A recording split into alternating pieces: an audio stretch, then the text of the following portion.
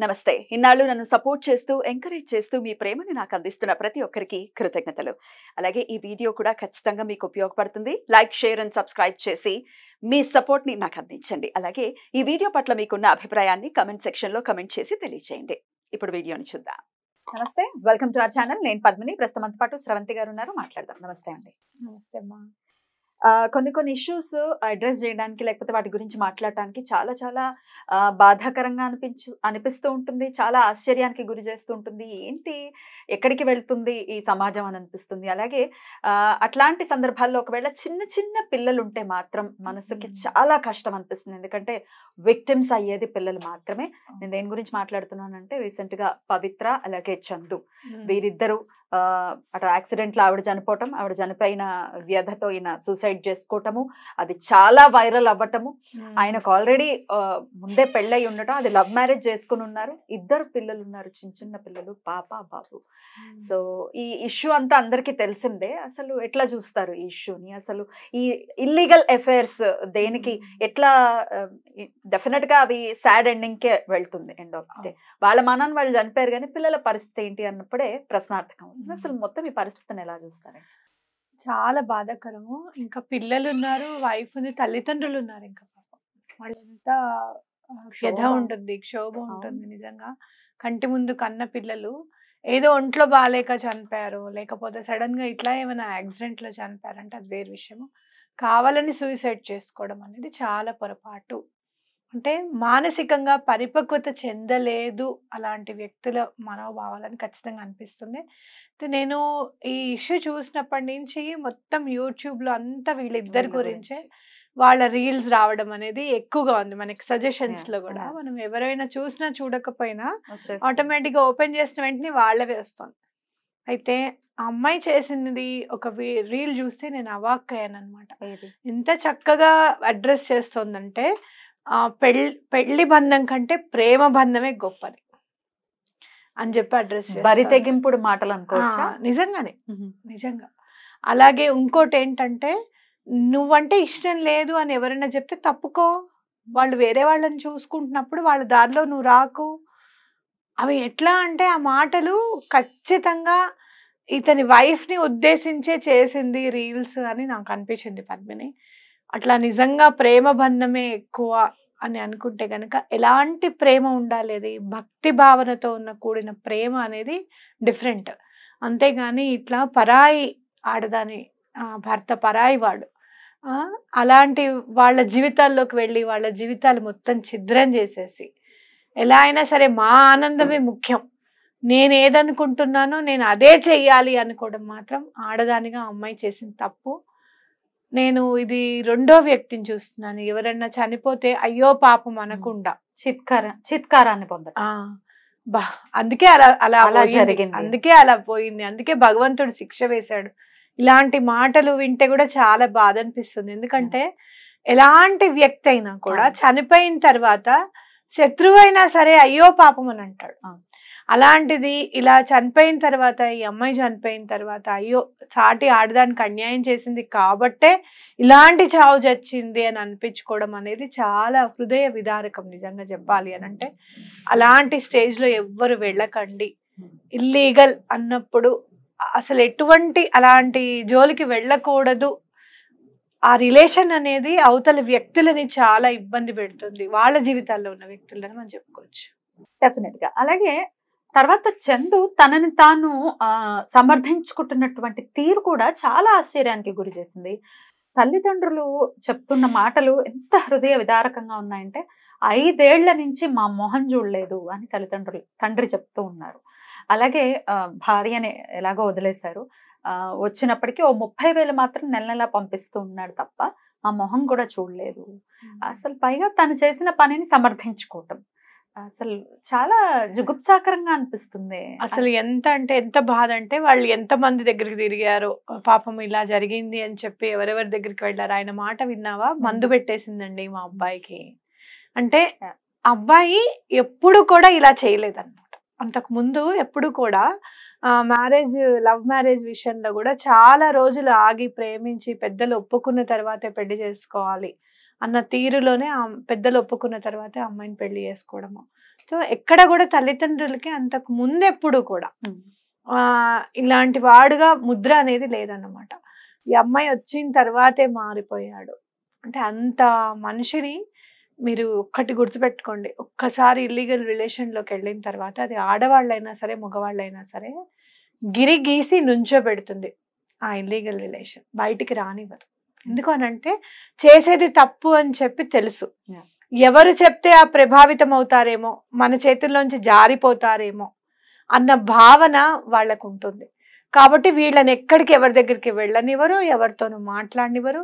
నేను చాలా సందర్భాల్లో నువ్వు మీ ఆవిడ దగ్గర పడుకున్నావా, ఏది నాకు వీడియో కాల్ చేయ అంటారట.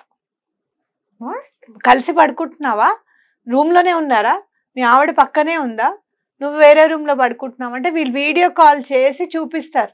లేదు నేను ఒక్కడనే ఉన్నాను మా ఇంట్లో నా బెడ్రూమ్లో, మా ఆవిడతో నేను పడుకోవడం లేదు, ఇద్దరం ఒక దగ్గర లేదు, విడివిడిగానే పడుకుంటున్నాము, పిల్లలతో తను పడుకుంది, నేను ఇక్కడ ఉన్నానని చెప్పి వీడియో కాల్ కూడా చేసి చూపించాల్సిన సందర్భాలు ఉంటాయి. అది ఆడగైనా కానివ్వు మగైనా కానివ్వు. కాబట్టి అలా గిరిగీసి నుంచో పెడతారు. ఇన్సెక్యూరిటీ వల్ల వీళ్ళని బాగా గ్రిప్ లో పెట్టేసుకుంటారు. ఇంకా మనోభావాలు, ఈ అబ్బాయి ఎటు కూడా ఎవరిని షేర్ చేసుకోలేకపోయాడు.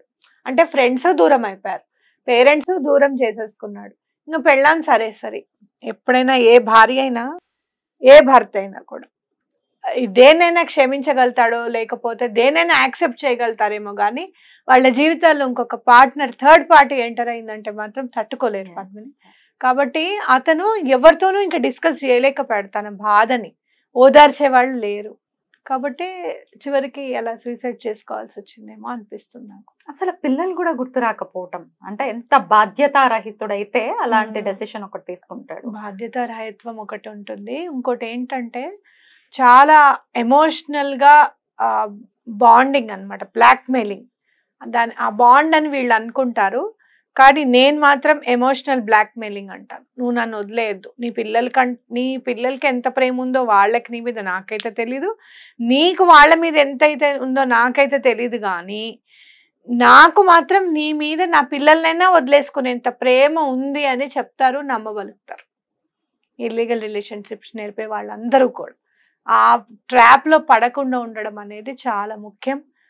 ఎందుకు ఇంత స్ట్రాంగ్గా చెప్తున్నాను అని అంటే నా దగ్గరికి వచ్చే కేసెస్లో ఒక 50 to 60% because of the illegal relationships. Third party entry.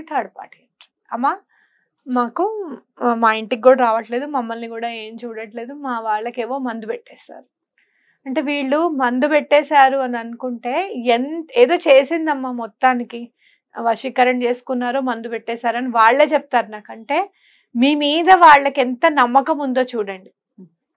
అవతల వాళ్ళు మందు పెడితే తప్పించి చెడ్డవాడని మాత్రం చెప్పట్లా, వశీకరణ చేస్తే తప్పించి ఇలా చెయ్యడు ఇలా మారడు అంటే వాళ్ళకి మీ మీద ఎంత నమ్మకం ఉందో ఆలోచించండి. కాబట్టి మీ వాళ్ళకి దూరం అవ్వకూడదు. స్పెషల్గా భార్యను కూడా పక్కకు పెట్టండి. పోనీ తల్లిదండ్రులే అసలు నిన్ను పెంచి నువ్వేం చేసినా కూడా నువ్వు జాబ్ చేస్తే దానికి ఓకే అన్నారు, లేదు నేను జాబ్ మానేస్తాను, నేను ఈ బిజినెస్ అంటే దానికి ఓకే అన్నారు, కాదు నాకు చాలా ఇష్టము యాక్టింగ్ అని అంటే దానికి ఓకే అన్నారు.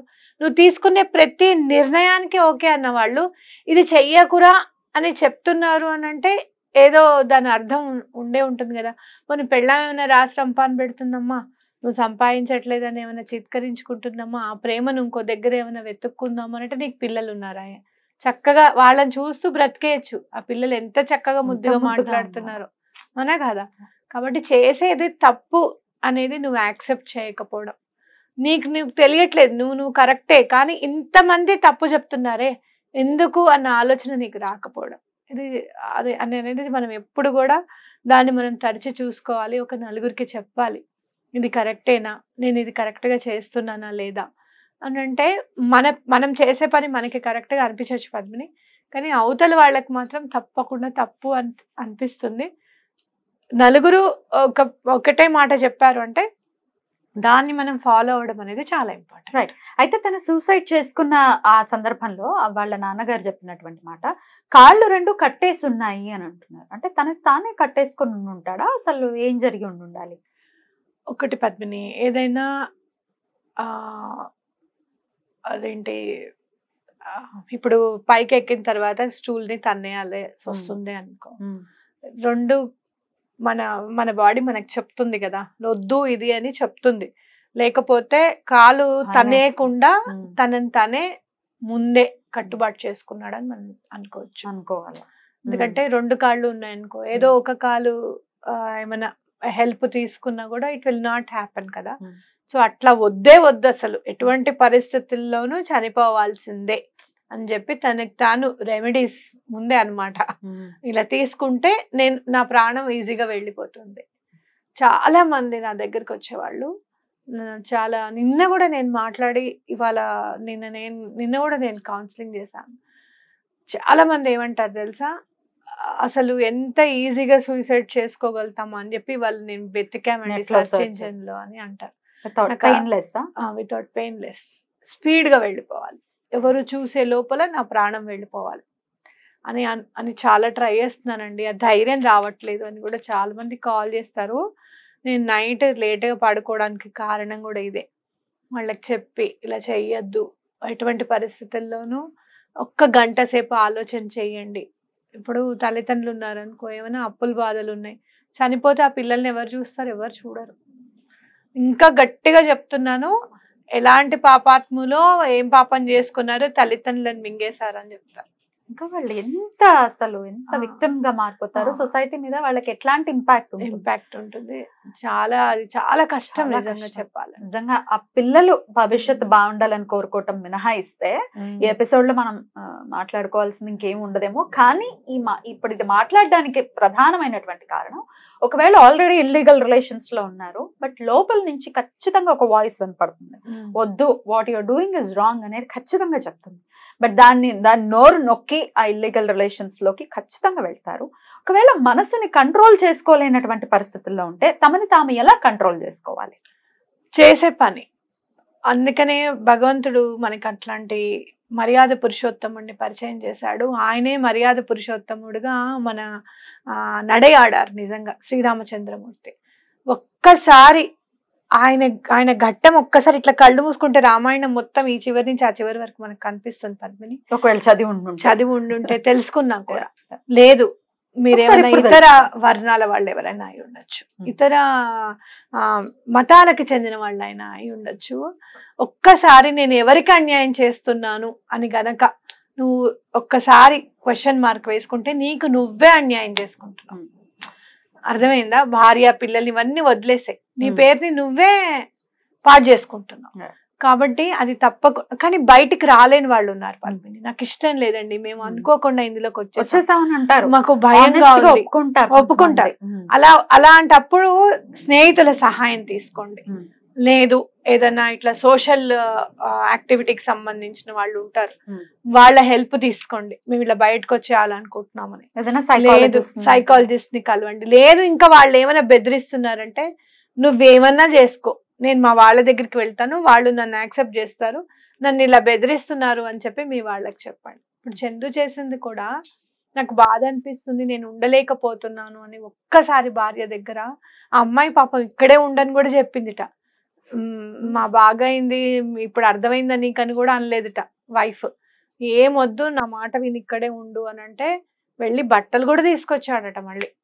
అయినా కూడా ఆ బాధని, అంటే నాకేమనిపిస్తుంది అంటే నేను వీళ్ళందరినీ కాదనుకున్నాను, నేనేం సాధించగలిగాను, ఒక గిల్ట్ కూడా ఉందేమో మనసులో. ఆ గిల్ట్ అనేది ఒక్కసారి పశ్చాత్తాపం అనేది ఆవహించింది అనుకో, పక్కన ఎవరైనా ఉండాలి పద్మిని. లేకపోతే చెప్పుకునే వాళ్ళు లేకపోతే అది డిప్రెషన్ లోకి మారడానికి ఎంతో సమయం పట్టదు. డెఫినెట్లీ తప్పు చేస్తారు, మనిషి అన్నాక తప్పు చేస్తారు, దాన్ని రియలైజ్ అయ్యి ఎలా క్షమాపణ ఖచ్చితంగా కోరుకోవాలి కదక్క, తప్పకుండా కోరుకోవాలి. ఇంకా నా దగ్గరకు ఒక కేసు వచ్చింది పద్మిని, అదైతే మాత్రం ఆశ్చర్యంగా ఉంటుంది. నేను ఇట్లా వేరే కంట్రీకి వెళ్ళిపోదలుచుకున్నాను, నాకు పిల్లలు ఉన్నారు, మా హస్బెండ్ ఇక్కడ లేకపోవడం వల్లనో లేకపోతే వైఫ్ లేకపోవడం వల్లనో, మీరు ఆలోచించుకోండి. ఇంకా జెండర్ నేను చెప్పను.